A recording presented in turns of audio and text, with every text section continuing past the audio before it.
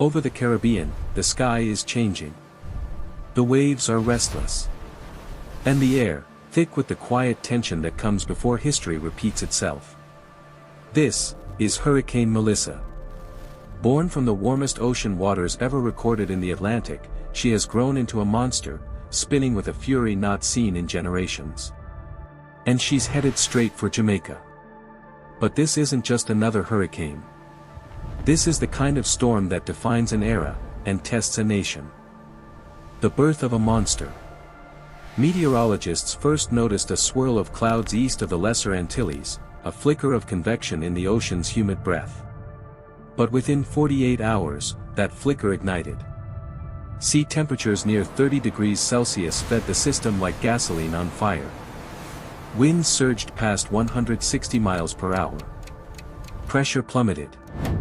And in less than 3 days, Tropical Storm Melissa became Category 5 Hurricane Melissa, one of the most powerful storms ever seen in the Atlantic Basin. NASA satellites tracked her massive eye, a perfect ring, nearly 30 miles wide, surrounded by walls of cloud reaching 15 kilometers into the sky. From orbit, Melissa looked almost beautiful. From the ground, she was terrifying. The island in her path. At the heart of the Caribbean, Jamaica lies like a green jewel in an endless blue sea. But that beauty hides vulnerability. Most of the population lives along the coast, Kingston, Montego Bay, Port Royal, where sea level is barely a few feet above the tide.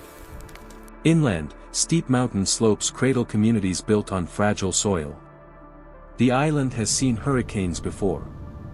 Gilbert in 1988, Ivan in 2004, Dean in 2007. But meteorologists say Melissa is stronger, larger, and slower. Her path, direct. Waves as high as buildings. Rainfall of 40 inches or more.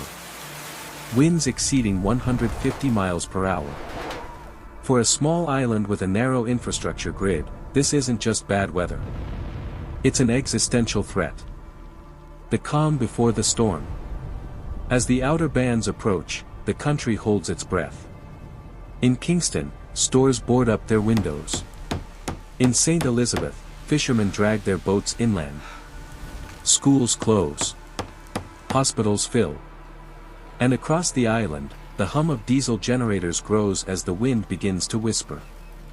The Met Service of Jamaica issues evacuation orders for coastal parishes. Shelters open. The Prime Minister appears on television, urging calm and preparation. But beneath the surface, fear lingers. Because everyone remembers what happens when the sea turns against the land. Nature's fury unleashed. Then, Melissa makes landfall. The southern coastline is swallowed first. Torrents of rain crash down with unrelenting force. Rivers burst from their banks, swallowing roads, homes, and entire communities. Storm surge pushes seawater a mile inland. Downtown Kingston disappears beneath the waves. In the mountains, mudslides thunder down slopes that once held quiet farms. Power grids collapse.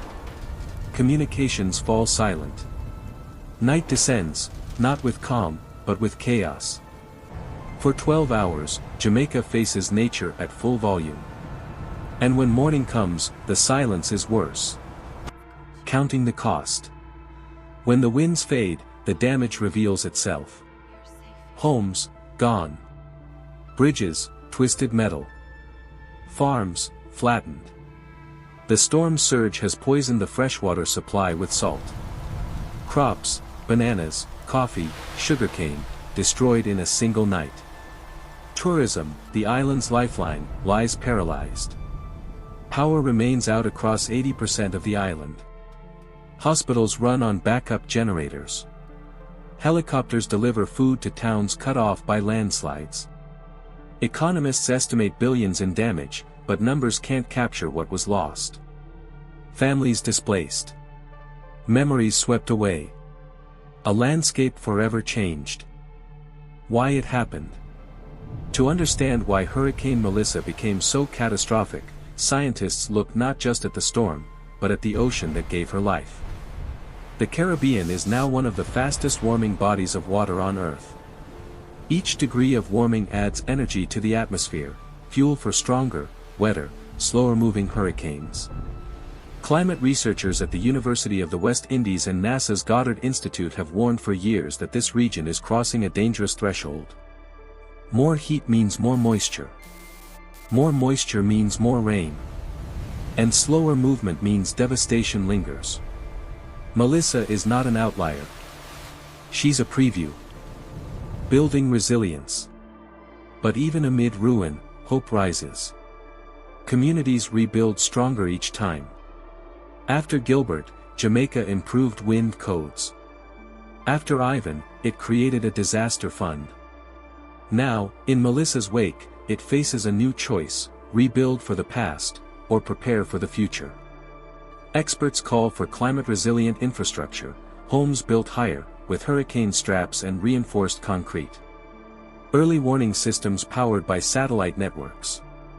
Coastal mangrove restoration to absorb storm surge. And renewable microgrids that can survive when the main power lines fall. The challenge isn't only survival, it's transformation. Lessons for the world. Jamaica's struggle is a mirror for the planet. From Manila to Miami, the same story plays out: hotter oceans, stronger storms, longer recoveries. Climate change is no longer a prediction. It's the present tense. The Caribbean may seem small, but what happens here is a warning written in wind and water. If we ignore it, the same fate will visit coastlines everywhere. In the calm that follows the storm, the air smells of salt and mud. Children walk barefoot through what used to be streets, chasing the first light of a new day. Melissa will be remembered as one of Jamaica's darkest nights. But also as a turning point. Because sometimes, it takes the fury of nature to remind us how fragile, and how extraordinary, life on this island truly is. This is Planet Unveiled. Stay curious. Stay aware. And never stop uncovering the world around you.